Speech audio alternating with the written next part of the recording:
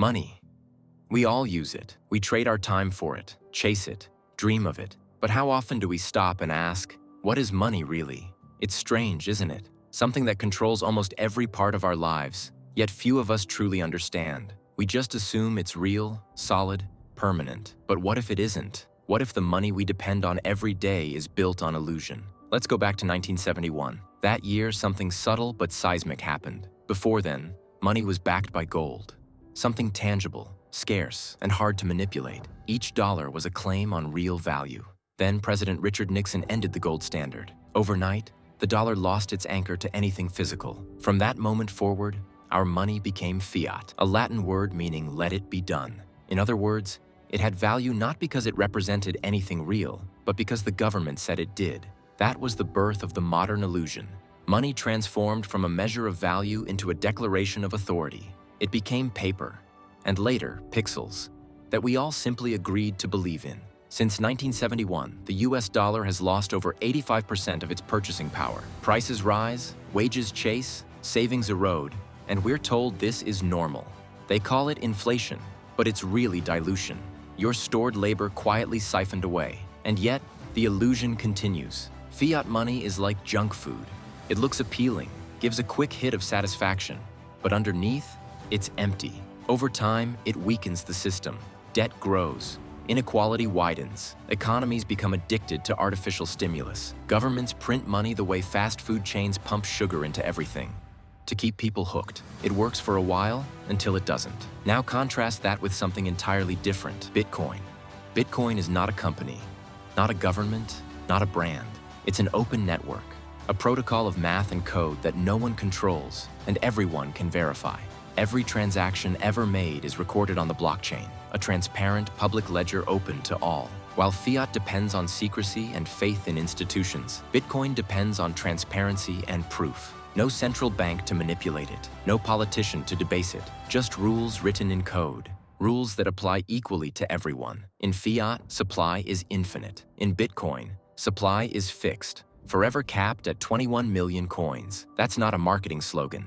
It's mathematical fact. No printing press can alter it. No decree can override it. Bitcoin replaced trust with verification. It turned money into open-source truth. But this isn't just an economic revolution. It's a health revolution. Think of fiat as junk food for the financial system. It's engineered for convenience, instant gratification, and short-term comfort. But long-term, it corrodes. It bloats economies with debt, distorts incentives, and rewards speculation over savings. Bitcoin, by contrast, is organic, real nourishment. It takes time to understand, effort to acquire, and patience to appreciate. It doesn't give you the sugar high of easy credit or free money, but it strengthens the system from within. In fiat, every new dollar printed steals a little value from every existing one, like adding water to soup. In Bitcoin, scarcity is built in. Value can't be printed, it must be earned. And every 4 years, Bitcoin goes through a halving. The reward for creating new coins is cut in half. It's the opposite of inflation. Programmed scarcity. That discipline is what gives Bitcoin strength. It's an economy built on honesty rather than indulgence. Now step back. What is money really? Money is a social contract, a shared story about value.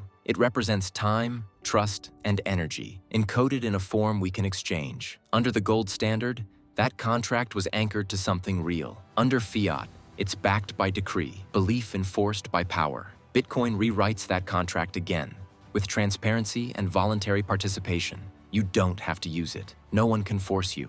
You can inspect its code, audit its transactions, and verify its rules yourself. That's financial sovereignty, something fiat can never offer. In the fiat world, your money belongs to the system. Banks hold it. Governments monitor it. Inflation eats it. In the Bitcoin world, your money belongs to you.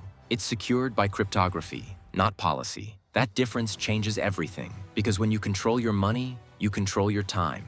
And when you control your time, you reclaim your freedom. The fiat system rewards dependency. It punishes savers and glorifies debt. It tells you inflation is healthy, as if slow decay were something to celebrate. But inflation isn't natural. It's man-made. It's a silent tax, an invisible redistribution of value from the many to the few. Bitcoin flips that dynamic. It rewards patience, savings, and integrity. It creates a world where value isn't extracted, it's preserved. Critics say Bitcoin is volatile. And yes, it moves, sometimes violently. But volatility is just the sound of discovery. It's what truth sounds like when it disrupts illusion. Fiat feels stable only because it's controlled. Interest rates, bailouts, and quantitative easing are all designed to hide the cracks. Bitcoin doesn't hide, it reveals. Over time, truth stabilizes, illusion collapses. That's how nature works. That's how systems heal. Every empire in history, Rome, Spain, Britain, America, followed the same path.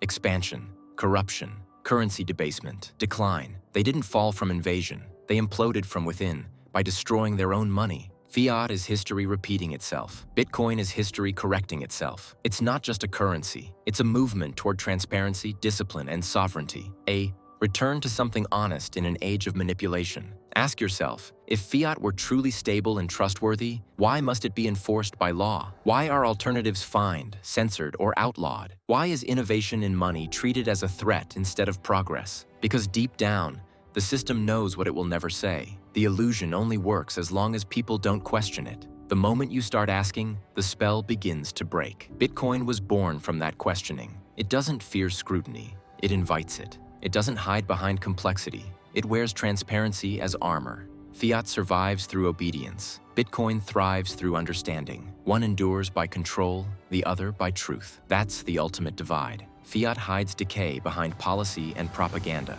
Bitcoin exposes it in open code. Fiat quietly steals your time through inflation. Bitcoin preserves it by design. Fiat demands blind faith in those who've failed you.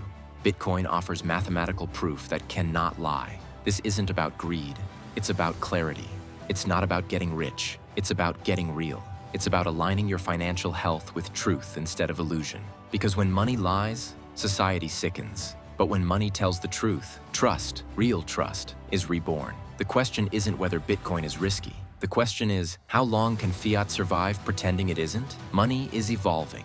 The illusion is fading. And truth, for the first time in generations, is finally winning. So ask yourself, what do you believe in more, promises or proof? If this made you think, share it. Start the conversation. Because the illusion only survives in silence. The truth about money is already out there, written in code, verified by math, waiting for those willing to look. Fiat lies, Bitcoin reveals, and once you see it, you can never unsee it.